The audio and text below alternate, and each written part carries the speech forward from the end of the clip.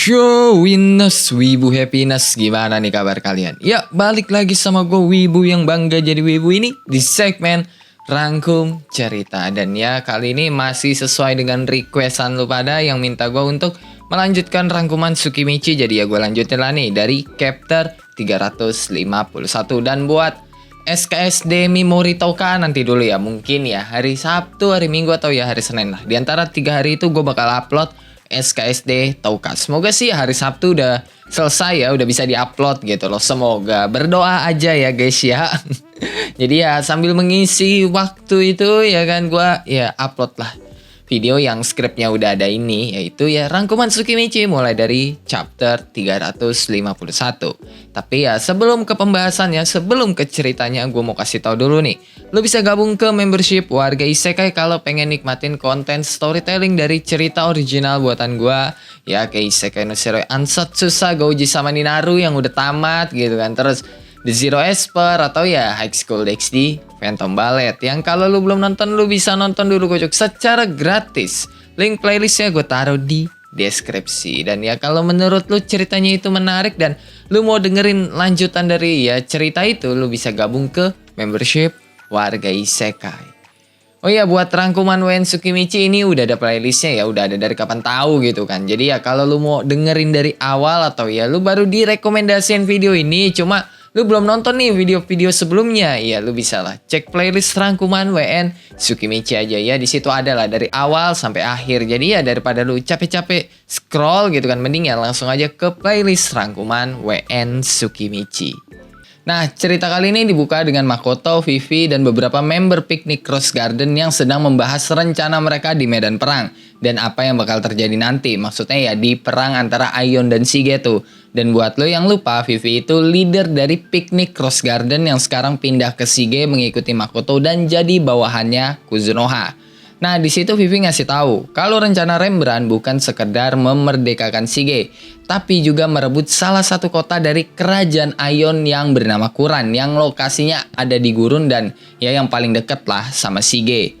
Lu pada inget kan di season 1 Makoto, Tomoe, dan Mio itu sempat mampir tuh ke kota lain sebelum ke Shige, tempat dimana Makoto itu pertama kali ketemu sama partinya Toa, yang ya kotanya itu sempat jadi medan gelut antara Tomoe dan Mio tuh yang ya porak-poranda lah. Nah, itu adalah Kuran atau ya desa Kuran yang lokasinya ada di dalam gurun. Dan Kuran sendiri itu masuk ke dalam wilayah kerajaan Aion. Dan rencana Rembrandt itu ya mengambil alih kota Kuran itu. Terus ya membuat negara baru dari wilayah Shige ke Kuran. Jadi gurun yang ada di tengah-tengah tuh antara Shige dan Kuran ya kan, itu bakal masuk ke wilayah Shige juga. Dan karena itu Rembrandt memberikan misi ke para petualang untuk membersihkan monster yang ada di antara Shige dan Kuran. Karena ya wilayah gurun yang membatasi Shige dan Kuran itu ya bakal jadi wilayah Shige gitu loh. Yang artinya ya di situ bakal dibangun pemukiman tuh sama Rembrandt. Jadi wilayah Shige tuh bakal jadi luas banget. Dan denger itu Makoto kaget lah ya kan. Karena ya dia nggak tahu sama rencana itu. Dia baru tahu sekarang gitu loh. Setelah Kuran berhasil direbut oleh Shige dan ya para petualang sekarang lagi membersihkan wilayah gurun itu gitu loh. Terus Vivi ngasih tahu kalau itu kan emang rencana Makoto gitu loh. Dan ya itu bikin Makoto makin haheho yang ya dia benar-benar gak tahu gitu loh sama rencana ini. Tapi ya di situ Makoto sok cool aja lah. Terus Vivi ngasih tahu lagi kalau Rembrandt itu pernah bilang ke mereka menyatukan kota Shige dan Kuran lalu membuat pemukiman di antara kedua wilayah itu, maka ya itu akan membuat suatu negara yang sangat besar. Bukannya itu menarik? Nah, di situ Makoto langsung ingat tuh karena kalimat itu Makoto sendiri yang mengucapkannya ke Rembrandt jauh-jauh hari sebelum rencana perang antara Shige dan Aion, atau ya lebih tepatnya setelah perang Rosgard atau setelah Homunculus menyerang Rosgard tuh. Jadi ya udah sekitar 2 tahun lalu gitu loh Makoto mengucapkan kalimat itu ke Rembrandt. Dan Vivi sama member Picnic Cross Garden itu semakin terkesima sama Makoto yang udah kuat tapi bisa memikirkan rencana seperti itu gitu loh, yang sampai bisa mempengaruhi geopolitik dunia gitu kan. Karena ya dengan merebut Kuran maka Shige bakal dapat tanah yang luas. Karena ya dari Shige ke Kuran gitu loh itu luas banget tanahnya. Dan ya dengan itu mereka bisa dapat lahan pertanian juga gitu loh. Terus karena di Kuran ada laut ya mereka juga dapat sumber alam dari laut yang ya intinya sumber SDA dari Shige itu bakal melimpah banget lah. Nah, mereka itu juga nggak perlu tuh untuk pusing-pusing mengatur tata letak kota karena ya ada Kuzunoha. Terus Shige yang jadi lebih luas, maka ya orang-orang di Shige itu juga bakal semakin banyak. Mau dari kalangan manapun ya, mau petualang, mau pedagang, intinya bakal makin banyak lah orang-orang di Shige. Yang artinya Shige bakal dapat banyak SDM. Apalagi wilayah Shige luas gitu kan. Berarti orang-orang juga bakal masuk tuh ke wilayah Shige, SDM-nya makin banyak lagi. Dan Shige juga bakal semakin kaya karena ya pajak gitu loh. Semakin luas wilayah, semakin banyak rakyatnya, semakin banyak SDM-nya, semakin banyak pajak yang bisa didapat oleh Shige. Dan kekuasaan tertinggi emang dipegang sama Rembrandt, tapi di balik layar Kuzunoha yang menggerakkan itu semua gitu loh. Atau ya lebih tepatnya Makoto, soalnya ya keputusan Rembrandt itu hampir 80% sepenuhnya dikendalikan oleh Makoto. Nah, Makoto yang denger itu ya kicep lah gitu kan. Karena ya dulu dia cuma main asal ceplos aja ke Rembrandt gitu loh. Dan mikirin itu ya kan. Dia jadi tahu nih alasan lain kenapa Rembrandt pengen memerdekakan Shige dan ya perang sama Aion. Ya itu semua karena omongannya yang main asal ceplos aja gitu. Walaupun ya asal ceplos sebenarnya Makoto udah mikirin itu kalau emang itu kayaknya suatu ide yang baik. Tapi ya dia nggak kepikiran sampai sejauh ini gitu loh. Ditambah ya kan sekarang Shige itu udah berhasil nih merebut Kuran yang lokasinya ada di gurun. Jadi ya mau nggak mau untuk melindungi Kuran mereka harus membangun dinding di luar wilayah Kuran. Yang berarti membangun dinding di gurun tuh. Dan membangun dinding di gurun ya kan atau tembok di gurun itu hampir mustahil gitu. Karena ya lokasinya yang sulit, medannya yang susah. Intinya benar-benar susah lah membangun dinding atau tembok di wilayah gurun. Tapi Shige berhasil membangun dinding di wilayah gurun itu berkat blueprint dari Kuzunoha. Yang jelas Picnic Rose Garden itu makin terkesima lagi dan wah mereka jadi kayak makin bahagia gitu loh menjadi bawahannya Makoto, menjadi bawahannya Kuzunoha. Jadi kayak sebuah anugerah bisa berada di bawah perintah Makoto gitu loh. Sedangkan Makoto yang dengar semua kalimat pujian dan pujaan dari orang-orang Picnic Rose Garden cuma iya aja udahlah iyain aja lah omongan mereka gitu kan. Nah, abis ngurus bagian depan dari Shige ya kan, maksudnya ya bagian Picnic Rose Garden tuh, Makoto ya mampir sebentar lah ke panti asuhannya Lime dan ngelihat orang-orang dari panti ya pada sibuk belajar dan latihan. Dan habis itu Makoto menghadiri pertemuan para pedagang Shige dan ngasih tau lah soal insiden jalan senja yang dimana ya melibatkan panti asuhan tuh ya kan, yang sampai ada pohon di panti asuhan itu.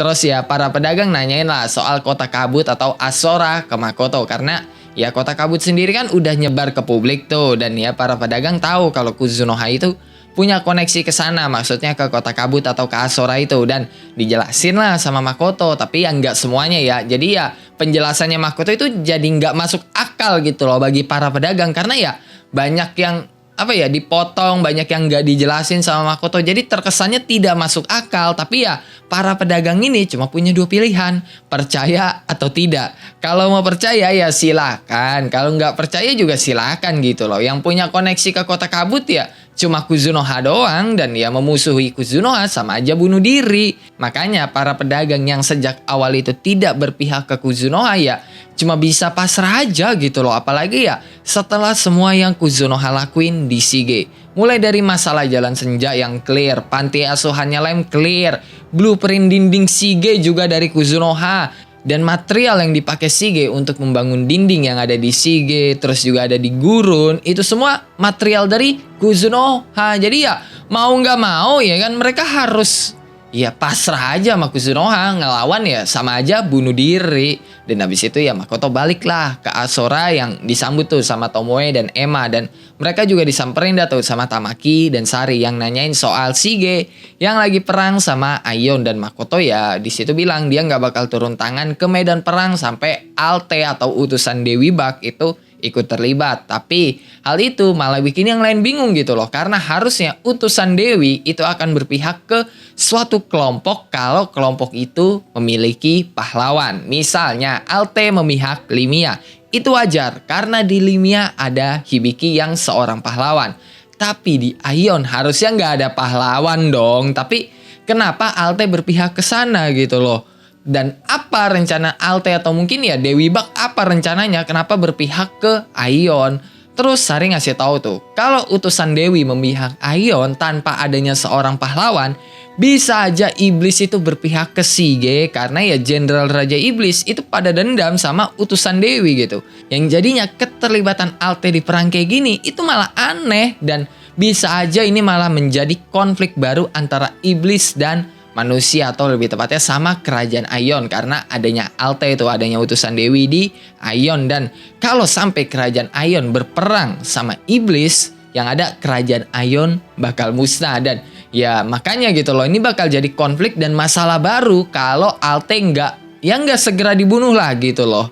Nah di lain tempat Ruth sama beberapa petualang itu pergilah ke salah satu dinding Shige yang berdekatan sama zona aman tuh, dan di situ ada lubang yang gede banget karena ulahnya Alte, dan itu bikin Ruth kesal karena serangan Alte itu sampai mengenai wilayah zona aman yang disepakati sama semua orang, termasuk sama iblis. Jadi iblis aja itu nggak berani nyerang zona aman gitu loh.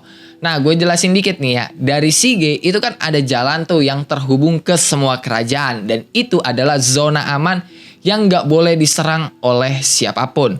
Nah, Ruth kesel bukan karena zona aman diserang doang, tapi jalan yang jadi zona aman itu dibangun sama Ruth sendiri gitu loh. Itu jadi zona aman Ruth sendiri yang bangun, makanya dia ngerasa kalau Alte ini kayaknya nantang gue banget nih ya. Mentang-mentang terakhir kali selamat nih orang nih.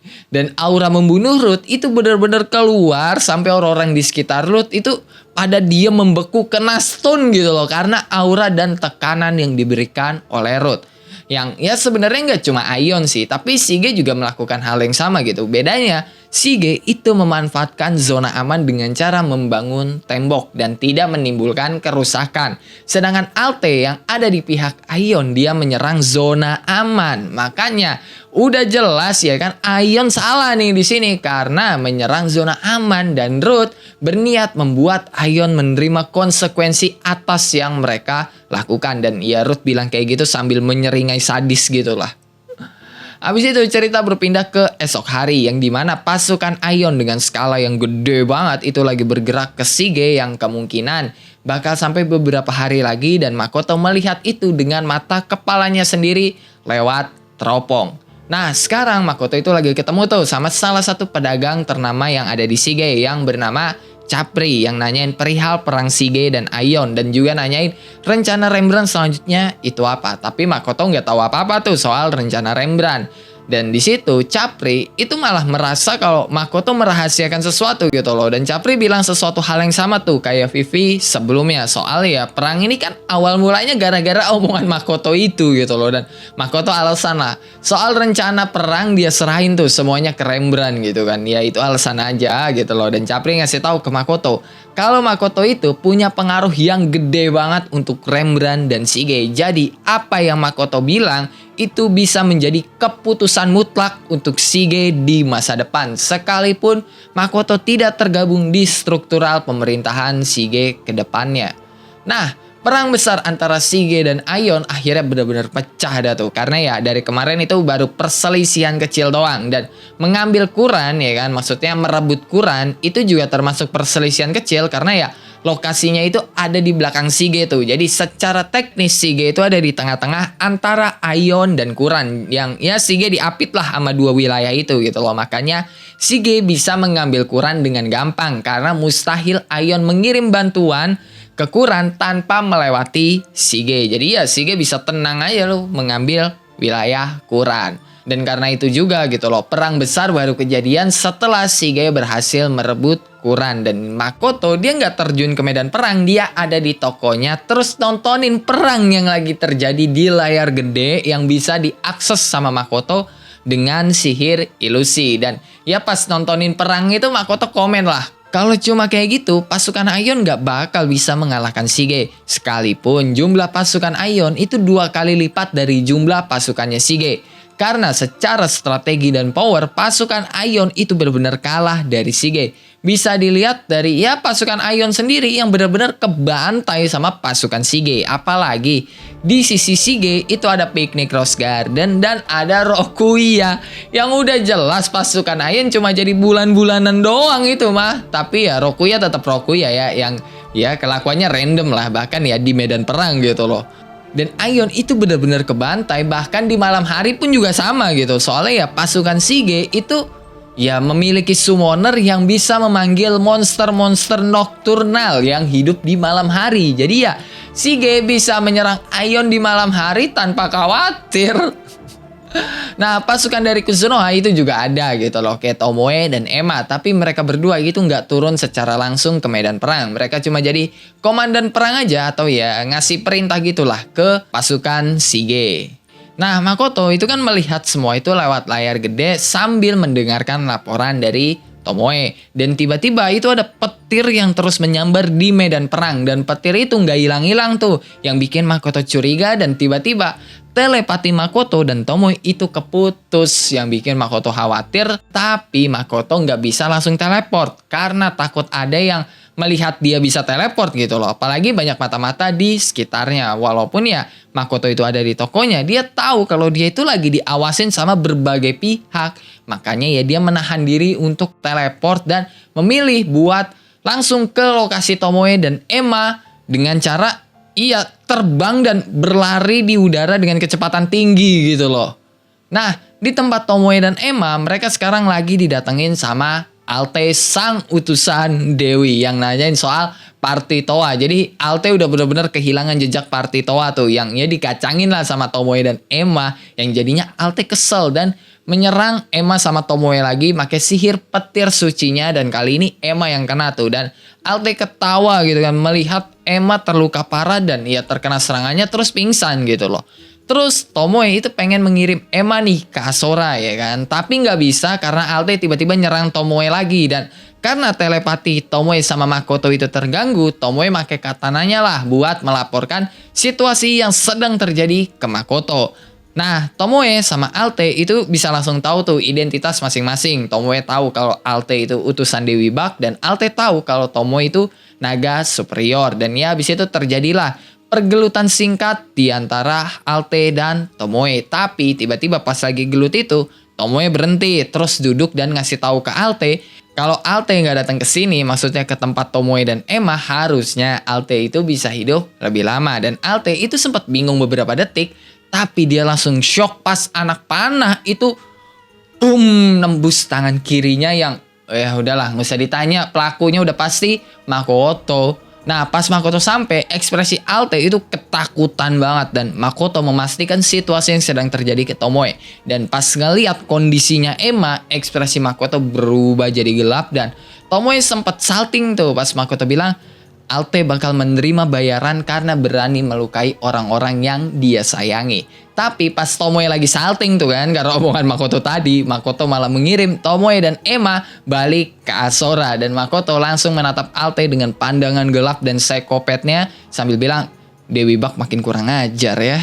Dan oke lah, cukup sampai di sini buat cerita kali ini. Gimana menurut lu nih Cuk soal cerita kali ini, dan bagaimana cara gue membawakan, apakah udah bagus atau tidak? Karena selama gue record ini gue kayaknya ada yang kurang cara gue membawakan apa ya. Tapi gue udah record 2-3 kali kayak gak nemu gitu loh kurangnya di mana. Coba kasih tahu gue soal penjelasan gue tuh kurangnya di mana. Kalau masalah kurang panjang ya no comment lah ya. Selain itu gitu loh, gue merasa kayak ada yang kurang gitu. Apa gitu? Coba kasih tahu gue di kolom komen ya. Dan kalau lu punya pertanyaan, saran, requestan atau bacotan-bacotan gak penting, lu bisa tulis di dalam kolom komentar. Kalau lu suka sama video kali ini, lu bisa tekan tombol like. Kalau lu gak suka, lu juga boleh dislike. Gue gak maksa lu kocok buat nekan tombol like. Dan jangan lupa ngopi hari ini. Sampai jumpa di video selanjutnya, and bye-bye.